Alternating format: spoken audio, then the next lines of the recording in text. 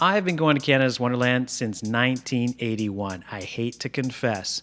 And while I'm no expert, I do have a feel for how the park is operated under its three major owners.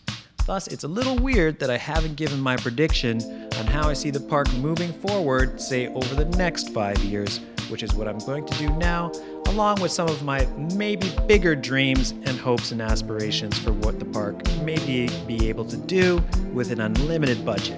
This will be the park's 40th anniversary year. Well, let's see what happens with what I think lies ahead in the future if it does manage to do so this year. Disclaimer, I'm no expert.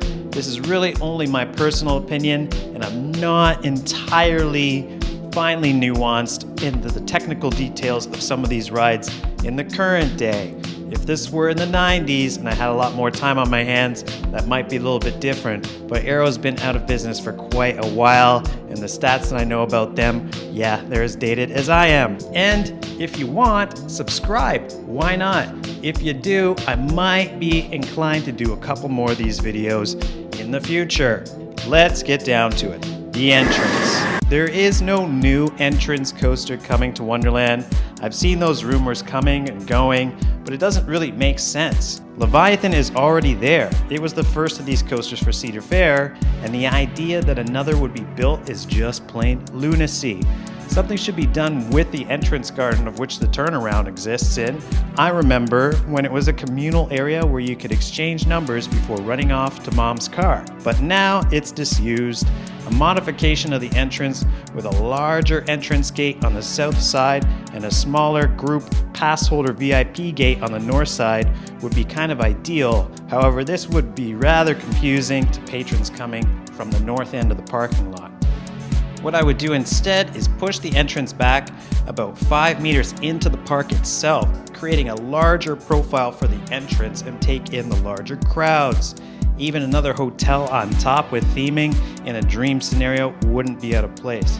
This whole area still feels a bit underused, and a lot of the infrastructure and remnants from the original opening days have worn down and are still in place. The bathrooms in the entrance plaza as well outside of the gate are deplorable, and the fact that all of International Street and the entrance building have not seen improvement in 40 years is stunning. It says to me that this has been on the books for some time, and this coming anniversary year would have been the perfect fit for that. Sadly, I feel all that may be pushed back for a year or more now.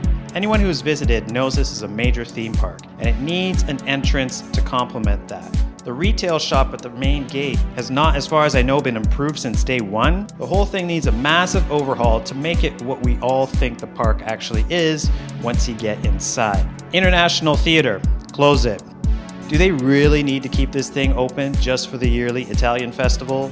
Why not use Kingswood for these events instead? If outdoor concerts are not a thing in, say, the next 10 years, I don't see why they shouldn't just take all of the lawn areas from Kingswood and use that for a park expansion and use Kingswood itself for the staged performances going forward. The whole idea behind Kingswood when it was built back in the day was to draw crowds to Wonderland based on concerts being performed at that venue.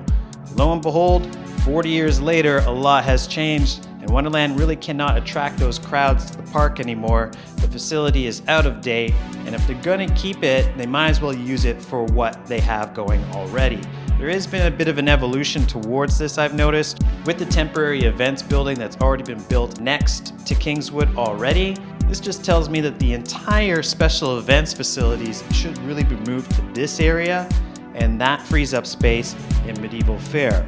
Keeping with Grand World Expo and my most extreme dream scenario, I would get rid of the Extreme Sky Flyer and construct a flying coaster, yes, the Vekoma model, as an entrance coaster to Grand World Expo, with an inversion and double cross over the section around the globe. The station, lift, and majority of the ride would be based in the former grounds of the International Theater. If I was given one extravagant idea to employ at the park, this would be it, other than a fourth wooden twister coaster or a ground-up RMC. But we'll be getting that anyway, right? Action Theater. Likely we'll see some sort of flying attraction in this theater sooner or later. However, I would like to see Wonderland double down on the Canadian theming and produce a Canadian wilderness-themed trackless dark ride. And with Frontier Canada already located at the edge of the kids section of the park, a family ride would be perfectly situated in this area. This is of course taking into account that Wonderland would have an unlimited budget, but if it did, I would propose something like Efteling's Symbolica, but instead of Pardo's, maybe a moose or beaver could lead you on a magical Canadian voyage. Whitewater Canyon.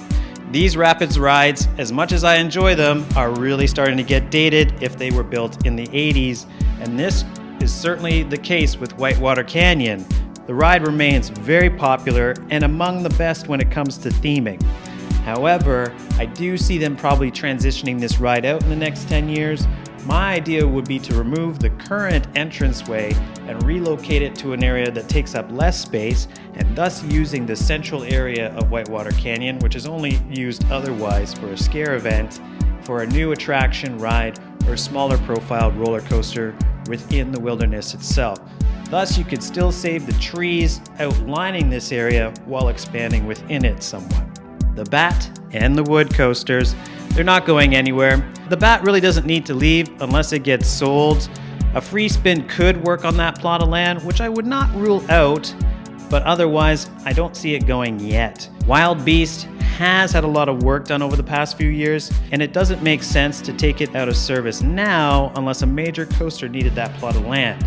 And I don't see that happening at Wonderland for the next 5 years or more. Same goes for Mindbuster. However, if they wanted to use the front section of Mindbuster for a more twisted RMC layout, using the virtually disused land between it and Behemoth, that would allow for the water park to be more distinct from Mindbuster, while also freeing up a small amount of room for expansion.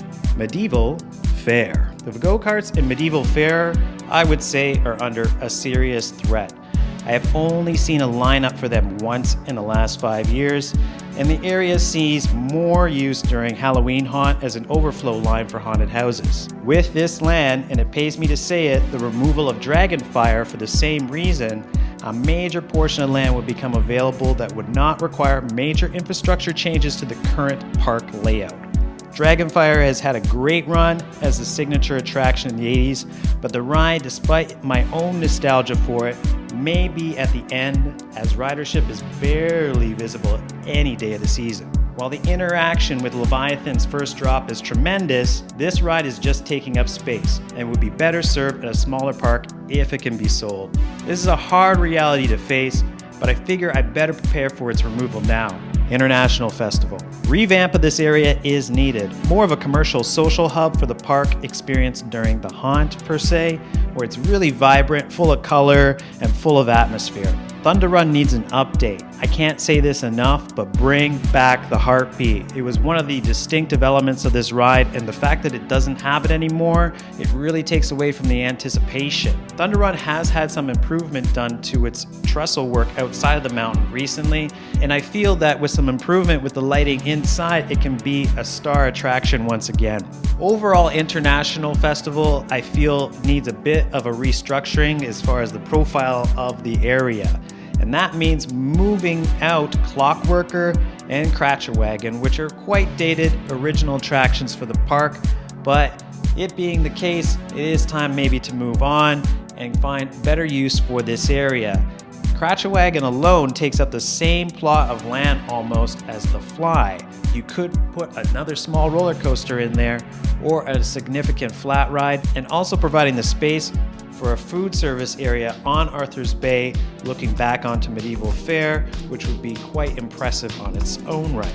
What would I put in place of Clockworker and Cratchawagon? There are many new state-of-the-art flat rides that Wonderland could take advantage of, and it being known as a park that has an excellent collection of them, a Zamperla Nebulas would be my first choice right on the plot of Cratchawagon. Looking from Medieval Fair back onto International Festival, it would be quite a sight to see with the mountain behind it as well.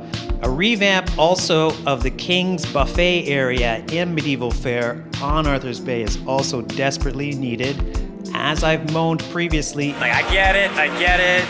We're talking, it's family entertainment, family-friendly atmospheres you want to advertise here at Canada's Wonderland, but at the same time, only a few short years ago, and as far as I remember, for the beginning of this park and many years there afterwards, this section of the park, which looks over the wonderful bay of Medieval Fair with a beautiful view of Leviathan, the pirate show, Vikings race in the background.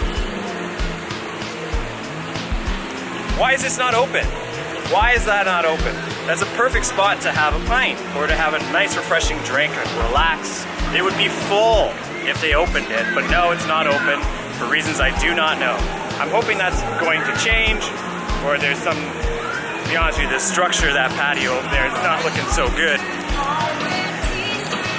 Looking a little wobbly, just a touch wobbly. Now to sum up, my top Wonderland rides that I haven't already covered that are under threat. Timberwolf Falls. As much as I remember fondly the smell of fresh cut wood that opening year and how the surrounding landscape has finally grown into the dunk into nature it was intended to be, this ride has seen its day. I don't want a coaster to replace it, and making the sightlines even more cluttered with Vortex and Yukon already dominating that space is unnecessary. I feel when the time comes, a Power Wave style ride would be more suited to this plot of land and a fitting replacement. Time Warp. Wanna buy? Know anyone interested? I'm sure if somebody would, it'd be gone. No such luck though, but it's going. We all know it has to at some point. I give it 2 more years. The same goes for Flight Deck. Only problem is, I don't see the park lopping off 2 of its coaster count in favor of just 1 replacement, which would be the only likely option for that area. Again, if the park found a buyer for this model, a higher sale option I'm pretty sure, they could move on, but with Time Warp having to go, I would predict that Flight Deck will stick around for quite a while. A major modification of that huge queue line and removal of Time Warp will provide room for a free spin, which, now at its second mention, I hate to say, but is probably coming to the park if Marineland doesn't get there first. Wonderland have made no secret that they are always planning on their long-term development. Thus, if any of these predictions are true, they have likely already been decided. A lot hems on what type of season the park is able to entertain this year, which realistically pushes back much of their future development plans. That all said, I am hoping for at least a minor return to normalcy, and you never know what the park may have decided to improve on while in an extended hibernation.